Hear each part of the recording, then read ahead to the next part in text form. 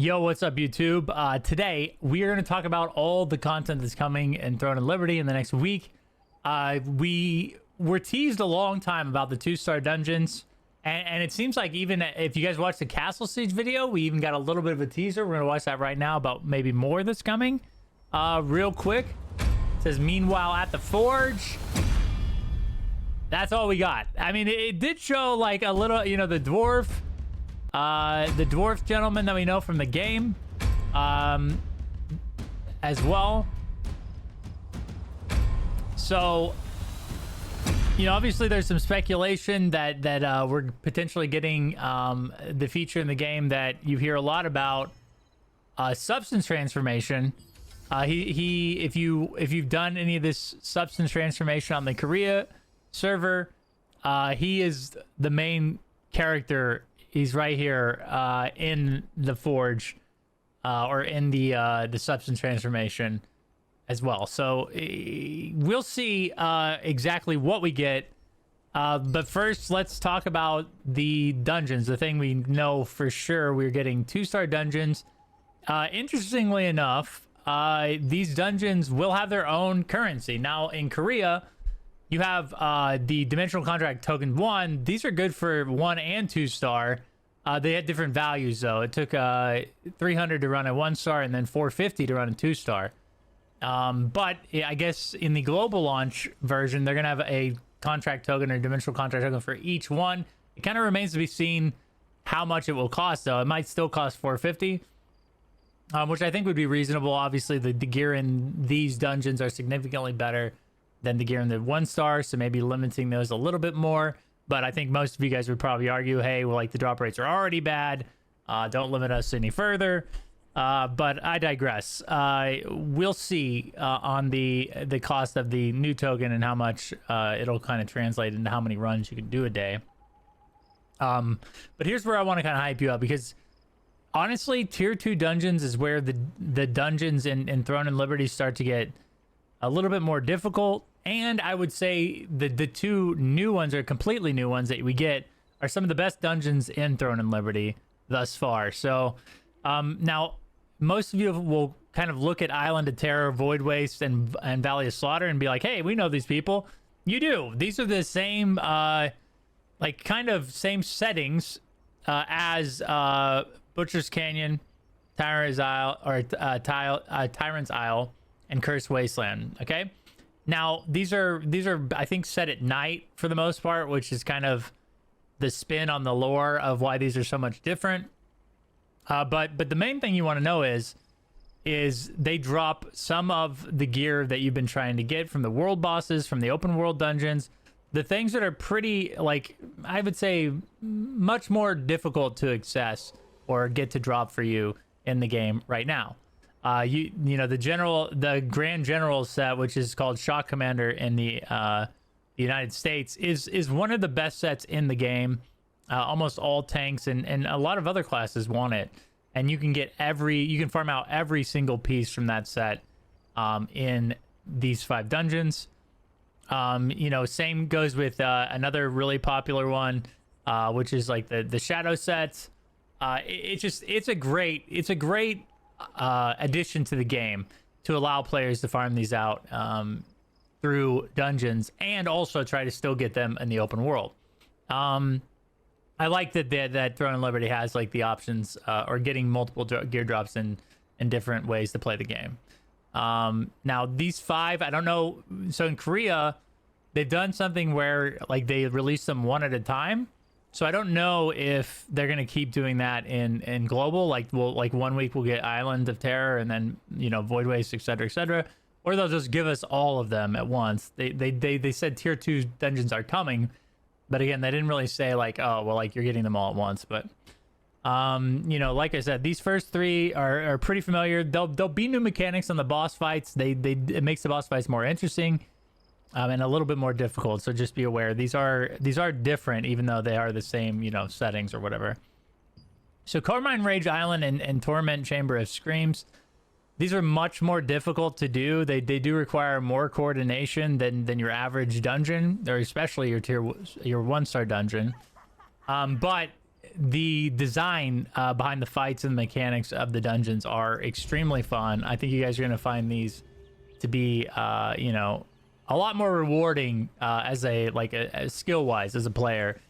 And again, these dungeons have good drops in them as well. Not there are a lot less of those drops that you know kind of don't want to see as you run all of these tier 2 dungeons. So yeah, the date is coming. I mean, it's less than a week away.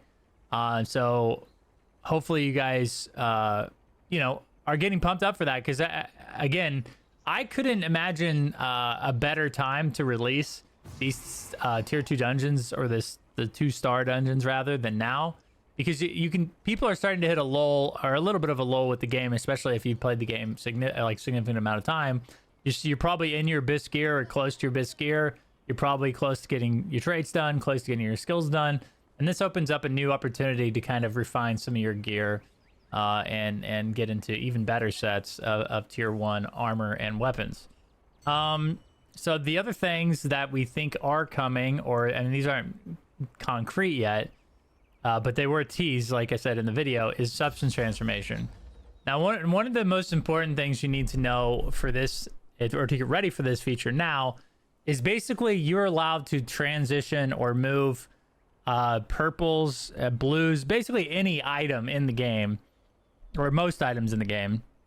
You're allowed to put them in this this machine, or this substance transformation machine, and it will give you a chance to roll a random piece of a said quality. Now, we don't have epic level 2 excuse me, we don't have epic level 2 gear yet. Obviously that tier 2 gear is still coming at a later date, but substance transformation we can use to put in like random trash pieces of blue and purple gear, and it'll get us an opportunity to roll a random epic piece of gear. And why this is so important is because there is no like limitation to what gear this could roll. When this was first introduced in Korea, people were rolling arc weapons, like arc boss weapons at random. You know, your random like world boss gear that is very desirable and hard to get. All of those things are on the table, and like, just like the weekly rewards, I think it adds an interesting aspect to the game that allows players that are having a lot of trouble getting in groups that are able to farm world bosses, or even guild bosses, or you know, maybe you know, don't really get a chance to drop an arc boss weapon, or maybe never be in a guild that would have the opportunity to do so. And this gives other avenues where you can kind of get lucky and still get those pieces of gear. Now, like I said, the main thing to prepare for this is just make sure, even if this doesn't come out on the 20th, or whenever the tier 2 dungeons come out, or the 2-star, I keep calling them tier 2, 2-star dungeons come out, at this point, this is coming to global. So make sure that you are saving your stuff. Make sure that, you know, if you can help it, if you can spare the extra space, make sure you're also saving more purple gear with the traits you know you're going to want to roll on the new gear that you're going to get as well. Because, you know, again, the game, we were not getting tier 2 armor for a while, they said. So bissing out your gear, getting the best possible gear, you know, and traits possible is the progression that we have in front of us for a little while now. So if you want to prepare for the substance transformation system, just save random purples and blues that you don't need the traits on, that traits that you know you're not going to use on any piece of gear or part of your build or whatever. Now, the final system that we think we're getting on November 20th, or what they seem to be teasing that we're going to get on the 20th, along with the tier 2 dungeons, is the rune system. Now, the rune system is a unique system that allows you to put gems, or they're like gems, in each of your weapons and accessories. That individually, they basically provide a minute amount of power increase, but together across the board, this rune system will exponentially increase your power of your character. So, you know, it makes sense to get this in the game, obviously, before tier 2 armor, which is like the most significant increase in power that we have coming to us. It makes sense to get this in the game and to start this rolling as well.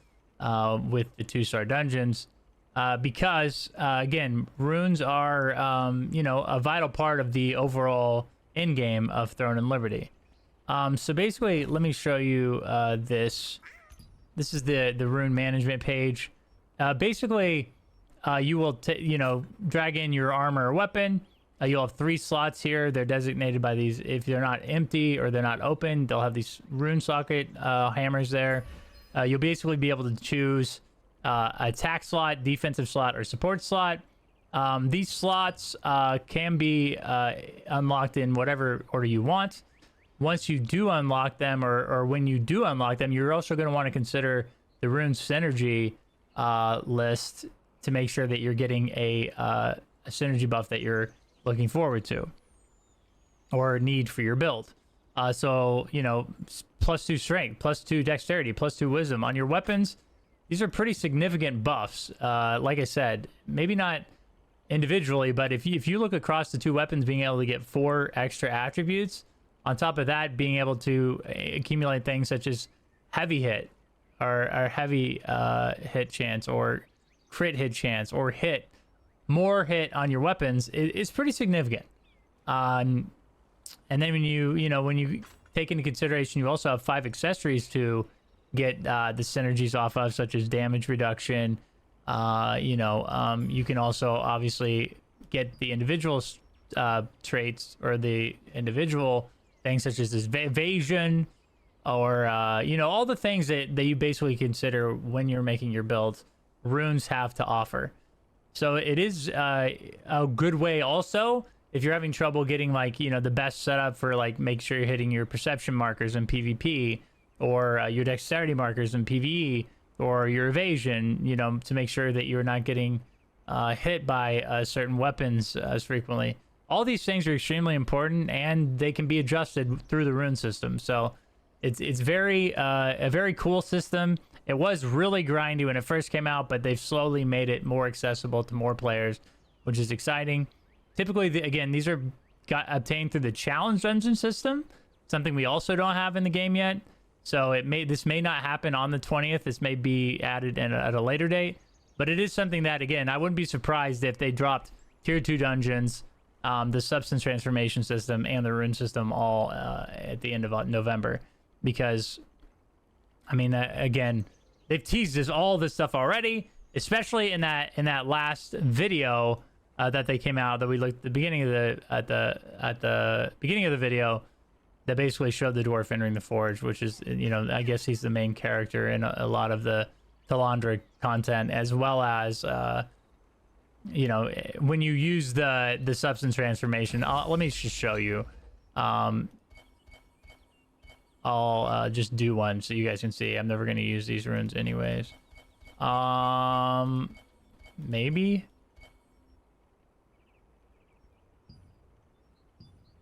Okay, I can't. I'm just gonna have to. I'll just. Here we go. All right, here we go. Okay, this is the dwarf we're talking about right here. That gentleman. See, if you made it to the end of the video and all my rambling, then you actually get to see what I'm talking about, which is sad. See, look at that, dude. We just rolled a purple pair of pants and blue gems, guys. Isn't that crazy? Okay, so yeah. Anyways.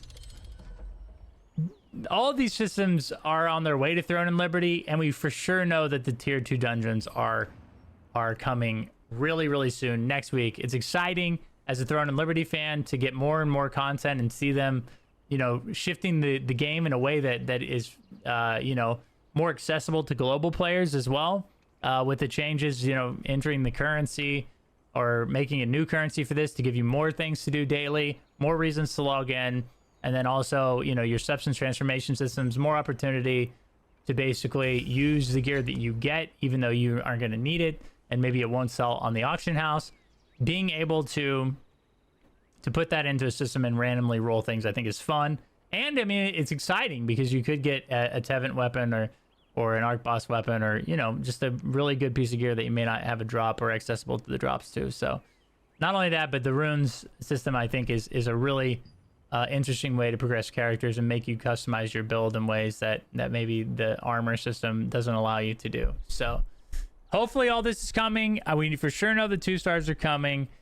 So hopefully this gets you a little bit excited. I know I've made a video about like what is next in Throne of Liberty, but what was next is here now. Okay, so if you guys want to see more in-depth videos or details on each of these systems that are coming, let me know in the comments below.